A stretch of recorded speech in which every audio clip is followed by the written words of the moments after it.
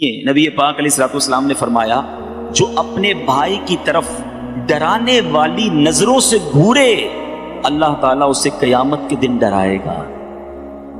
آج گھورتے ہیں، آج یعنی آنکھوں سے بھی تکلیف نہیں پہنچانی، ہاتھ تو بڑی دور کی بات ہے، زبان تو دور کی بات ہے، کسی کو اس نظروں سے نہ دیکھو جس سے وہ سہم جائے، جس سے وہ ڈر جائے، جس سے وہ خوف زدہ ہو جائے۔ پھر آقا علیہ الصلوۃ والسلام نے ایک جگہ پر ارشاد فرمایا مسلمان کے لیے جائز نہیں کہ دوسرے مسلمان کی طرف آنکھ سے اس طرح اشارہ کرے جس سے اسے تکلیف پہنچے۔ اب اسی سے ریئلائز کر لیجئے جب آنکھ سے تکلیف پہنچانا جائز نہیں ہے تو ہاتھ سے تکلیف پہنچانا، زبان سے تکلیف پہنچانا یہ کتنا برا ہوگا۔ اچھا اب گھورنا نہیں ہے، ایک اور بڑا عجیب و غریب انداز، ہم کسی کے گھر مہمان جاتے ہیں، وہاں جا کے تکلیف کا باعث بن جاتے ہیں۔ کیوں؟ مثال کے طور پہ کسی کے گھر گئے، بہت اچھی بات ہے، جانا چاہیے، اگر مہمان بلاتا ہے تو جانا چاہیے، لیکن زبردستی کا مہمان نہیں بننا چاہیے۔ تکلیف کیا ہوتی ہے؟ کسی کے گھر بغیر بتائے چلے گئے، پہلے بتانا چاہیے۔ اب آپ پہنچے، پہلے سے اس کے گھر پہ کوئی مہمان ہے یا وہ خود بیچارہ کسی اور کام میں مصروف ہے، اب مربت میں منع تو نہیں کرے گا، آئیے آئیے گھر میں آئیے۔ کبھی کبھی ہوتا بھی ہے گھر میں جاتے پہلے سے ہی کچھ لوگ بیٹھے ہوتے ہیں، اچھا اس کے گھر میں کچھ انتظام نہیں ہے، وہ اپنی کسی مصروفیت میں اس کو کہیں باہر جانا ہے، آپ گئے مہمان بن کر مگر اس کے لیے تکلیف کا باعث بنے۔ اچھا یہ تو ہو گیا، چلیں آپ یہ کیا۔ اچھا مہمان نے بعض اوقات ہم کہتے ہیں نہیں یار میں ایسا نہیں کرتا، میں بغیر بلائے تو نہیں جاتا، بلاتے تبھی جاتا ہوں، لیکن جا کر کیا کرتے ہیں؟ کسی کے گھر میں گئے، یار اتنا بڑا تمہارا کاروبار ہے، ابھی تک اسی کالونی میں رہتے ہو، ابھی تک 500 گز کے بنگلے پہ، ابھی تک بڑا گھر نہیں لیا تم نے۔ اچھا یار یہ ڈرائنگ روم کیسا بنایا ہے، یہ تو یہاں نہیں وہاں ہونا چاہیے تھا، یار کلر اسکیم تو دیکھ لیتے، یار یہ کون سا کلر کروا لیا تم نے، یہ صوفے اب پچھلی بار آیا تھا جب بھی وہی تھے آج بھی وہی ہے۔ اب بندہ بولے یار میں نے مہمان بلایا، انسپیکٹر بلایا، گھر میں جاتے ہی گھر کی خامیاں نکالنا شروع۔ اچھا اب کھانا لگ گیا تو کھانا لگتے ہی کھانے میں کیڑے نکالنا شروع، یار میں تو چکن کھاتا ہی نہیں ہوں، میں تو آج کل چاول نہیں کھا رہا۔ اب بندہ بولے یار پہلے بتا دیتے حضرت آپ کیا نہیں کھاتے کیا کھاتے ہیں، لسٹ بھجوا دیتے میں وہی بنا لیتا۔ یہ سب تکلیف کا باعث چیزیں ہیں۔ مہمان کے لیے یہ اصول لکھا کتابوں میں کہ جب کسی کے گھر جائے تو جہاں وہ بٹھائے وہاں بیٹھ جائے، جو کھانا پیش کرے وہ کھا لے، نہیں سمجھ آتا نہ کھائے۔ سرکار دو عالم صلی اللہ علیہ وسلم کا بھی یہ طریقہ تھا کہ آپ کے سامنے جب کھانا لگایا جاتا کھانے میں کبھی عیب نہیں نکالتے تھے، بلکہ پسند آتا تو تناول فرماتے، نہ پسند آتا تو ہاتھ روک لیتے۔ اب ہم کیا کرتے ہیں کہ ہم کھانا بھی نہیں ہے اور اس میں کیڑے بھی نکال لیں۔ کتنی تکلیف ہوگی میزبان کو کہ یار میں نے مہمان بلایا اور آ کے اتنا سارا میرے اوپر کرٹیسائز کر کے چلا گیا۔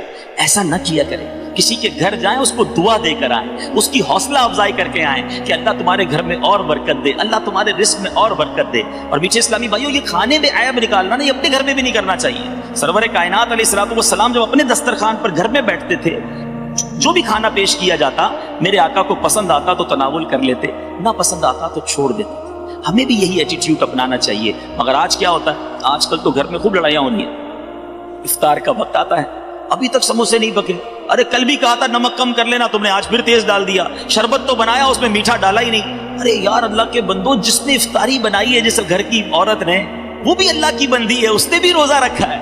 روز افطار کے وقت گھر میں جھگڑا کرنا، چھوٹی چھوٹی باتوں پر ڈانٹ ڈپٹ کرنا، کبھی ہم مرد حضرات عصر کے بعد، ویسی عصر کے بعد ہماری بھی بیٹری ڈاؤن ہو جاتی ہے، اتنا طویل روزہ گرمی کے دن، جاؤ چولہے کے پاس تو اپنا بھاؤ پتہ چل جائے گا۔ وہ بیچاریاں افطاری بھی بنائیں اور ہماری ڈانٹ بھی سنیں، کیونکہ عورت کے لیے تو کانسیپٹ ہی یہی ہے نا کہ عورت کو تو جو کہنا ہے کہہ دو، اس کا دل ہی نہیں ہے، وہ ناراض نہیں ہو سکتی۔ ہم مرد ہیں، ہم جو چاہیں کہہ لیں، عورت کے پاس ناراض ہونے کا حق ہی نہیں ہے۔ نہیں میرے میٹھے اسلامی بھائیوں، میرے اہل سنت، ہمارے شیخ طریقت کمال بات پچھلے دنوں آپ نے مدنی مذاکرے میں فرمائی، یعنی ایسی بات کی جو ہمارے بھی 14 طبق روشن کر گئی۔ آپ فرماتے ہیں اگر مرد نے اپنی بیوی کا دل دکھایا، ناحق اس پر ظلم کیا، تو اس کو اس سے معافی مانگنی ہوگی۔ اگر والد نے، سنیے گا، والد نے اپنے بیٹے کو، اپنے بچوں کا اگر ناحق دل دکھایا ہے تو والد کو بھی اپنے بچوں سے معافی مانگنی ہوگی، کیونکہ یہ انسان ہے، اس کا حق ہے، یہ قیامت کے دن کھڑا ہو سکتا ہے۔ اور اب یہ بات ہو سکتا ہے آپ کو عجیب لگ رہی ہو، والد بچے سے معافی مانگے گا؟ ہم نے تو کبھی سوچا ہی نہیں کہ اپنے بیٹے کو جو کہنا کہہ دو، اپنے بچے کو جب ذلیل کرنا ہے سب کے سامنے کر دو، اس کا تو دل ہی نہیں ہے نا، وہ اپنے دوستوں کے ساتھ ہے، سب کے سامنے اس کو جو کہنا ہے کہہ دو، اللہ کی بارگاہ میں وہ کھڑا ہو سکتا ہے اور ہم سے حساب لے سکتا ہے۔ اب اس بات کو آپ غور کر رہے ہوں گے کہ یہ کیسے پاسبل ہے کہ میں اپنی بیوی سے معافی مانگوں، اپنے بچوں سے معافی مانگوں؟ سنیے میٹھے اسلامی بھائیوں، میری اور آپ کی کیا حیثیت ہے؟ کونین کے والی صلی اللہ تعالی علیہ وسلم ایک بار نہیں، آپ کی سیرت اٹھا کر دیکھو، کئی بار بار اعلان فرمایا اگر کسی کا مجھ پر کوئی حق آتا ہے تو مجھ سے لے لو, اگر آپ ایسے کسی کا میں نے اگر دل دکھایا ہے تو آ کر مجھ سے بدلہ لے لو. ایک بار نبی پاک علیہ الصلوۃ والسلام صفے درست کر رہے ہیں, صحابہ کرام موجود ہیں, آپ نے اپنی ڈنڈی سے اپنی عصا مبارک سے کسی صحابی کو تھوڑا سا پیچھے کیا, صف درست نہیں تھی. نبی پاک نے جب اعلان کیا کہ تم میں سے کسی کا حق آتا ہے تو مجھ سے لے لو, وہ صحابی کھڑے ہو گئے, کہتے یا رسول اللہ میں نے آپ سے بدلہ لے لیا, آپ نے میرے پیٹ پہ چھڑی ماری تھی, میرے پیٹ میں اپنی ڈنڈی سے اپنے عصا سے مجھے پیچھے کیا تھا, مجھے تکلیف ہوئی. صحابہ لرز گئے, یہ کیا کہہ رہے ہیں, نبی پاک سے بدلہ لیں گے؟ پیارے آقا علیہ السلام نے فرمایا آ جاؤ مجھ سے بدلہ لے لو. نبی پاک کے قریب پہنچے, کہ حضور جب آپ نے اپنا عصا میرے پیٹ پہ لگایا تھا نا, میرا پیٹ ننگا تھا, میرے پیٹ پہ کرتا نہیں تھا, آپ نے اس وقت کرتا پہنا ہوا ہے, آپ بھی کرتا اوپر کیجئے. صحابہ اور لرز گئے, یہ کیا کرنا چاہ رہے ہیں؟ نبی پاک نے اپنا کرتا بھی اوپر کر دیا. تاریخ نے ایسا منظر دیکھا ہوگا کہ آقا اپنے غلاموں کو کہہ رہا ہے کہ جس کو مجھ سے بدلہ لینا ہے لے لو, اور اپنا کرتا اوپر کر دیا. مگر دیکھو اس صحابی کا کمال, دوڑتے ہوئے گئے اور نبی پاک کے جسم سے لپٹ گئے, میرے آقا کے جسم کو چومنے لگے اور کہنے لگے آقا بدلہ نہیں لینا تھا, میری تمنا تھی کہ ایک بار مرنے سے پہلے میرا جسم آپ کے جسم سے ٹچ ہو جائے. مجھے پتا ہے کہ میرے جسم نے اگر آپ کے جسم کو چھو لیا تو پھر سے جہنم کی آگ نہیں جلائے گی.